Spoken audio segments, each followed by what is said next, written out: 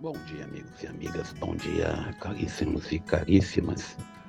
Vivendo esse período, chamado mês de junho, nós já estamos chegando no dia 21 e a gente medita hoje na realidade do Evangelho de Mateus, no seu capítulo 6, versículo 1 ao 6, depois versículo 16 a 18. Continuamos a leitura do Sermão da Montanha.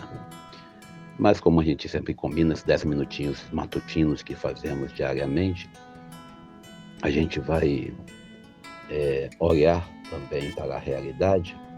E ontem nós comentamos aqui sobre a ligação que se fez do Granfeno com a vacina, mas o ex-presidente se retratou, dizendo que não é bem aquilo, e etc e tal.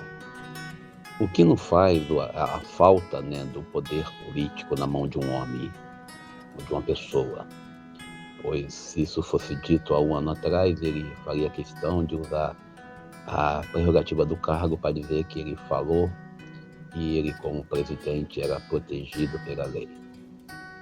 Também a gente ficou sabendo que houve uma carta, um texto de um certo jornalista, possivelmente, agradecendo os militares por não ter tido golpe, pela atitude heróica. Eu me pergunto o que seria atitude heróica. É permitir pessoas acampadas na frente dos quartéis durante 2, 3 meses. O que seria atitude heróica? Você ter militares ajudando a construir barracas para as pessoas acamparem em frente às unidades militares, pedindo a intervenção federal. Parece que nós, eu falo nós por questões de respeito, mas parece que esses que estavam lá na frente dos quartéis, loucos, não estudaram a história do mundo, nem falo do Brasil, que nós sabemos claramente que as forças armadas, o exército romano, o exército brasileiro, o exército americano, o exército francês, as forças armadas na história só entram em atividade para poder combater, para poder tirar um presidente ou possível mandante do país, quando há um interesse de uma classe dominante. Parece que o Exército, a Aeronáutica, a Marinha, as Forças Armadas em si, têm uma certa autonomia. Não tem. Ninguém tem autonomia. Na verdade, na história do mundo, os militares só entram em voga internamente quando há o interesse de um grupo maior, ou melhor, quando há um projeto político por trás disso tudo. Foi assim no período do Império Romano, quando houve as intervenções daqueles centuriões, quando havia necessidade. E a gente não pode nunca esquecer isso. Então não tem o que agradecer aos militares por não ter embarcado na onda do golpismo. Contudo, vale a pena lembrar que os militares, durante o governo, da campanha política do ano passado, indiretamente e diretamente se fez campanha. E nós tivemos no país, vamos dizer assim, vilipendiado alguns símbolos nacionais, entre eles a bandeira do Brasil, usada como marketing político para esse ou aquele candidato. Desde 2013, um grupo se autodenominou patriota, usando as cores da seleção brasileira para dizer defensor da moral, dos bons costumes, para se dizer pessoa de bem. Também outro roubo de uma grande símbolo nacional, embora eu não concorde com muitas coisas em relação ao futebol no Brasil. Mas a gente traz esse assunto aqui hoje porque nós estamos sendo questionados se nós somos a pró-Lula. Nós não somos pró-Lula, nós somos pró-Brasil. E nós não estamos aqui para brincar ou ficar elogiando os acertos do presidente e criticando os seus erros. Nós estamos aqui para poder fiscalizar. E esse deve ser o nosso papel, seja o presidente de esquerda ou de direita. Mas não dá para não comentar sobre as atitudes improváveis, impensáveis de um ex-presidente que se diz patriota e brasileiro você vê claramente com muitas coisas que aconteceram.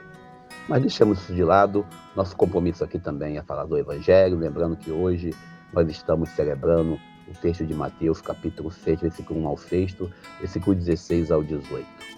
Nós estamos vivendo nesse período o Evangelho de Mateus, no seu capítulo 6. Saímos do capítulo 5 agora, estamos lendo o Sermão da Montanha.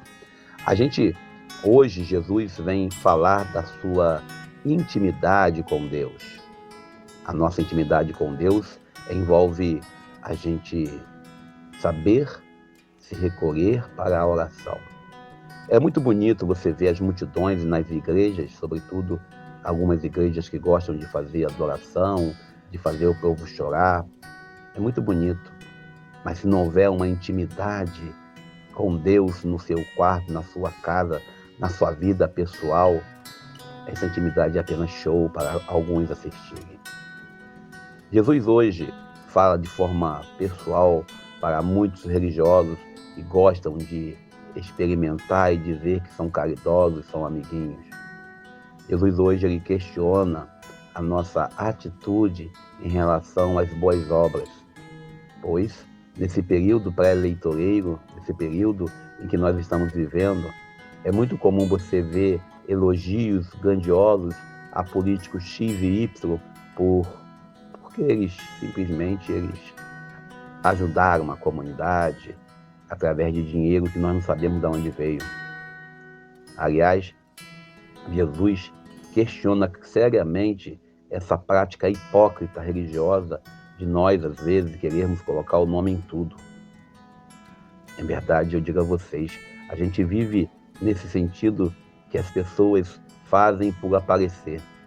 É ridículo um cristão que vai para a Cracolândia ou vai para as periferias das sociedades, das igrejas, das cidades, e lá ele faz uma selfie ajudando, servindo, entregando alimento, ou seja, o agasalho nesse tempo de frio, para dizer, eu sou caridoso.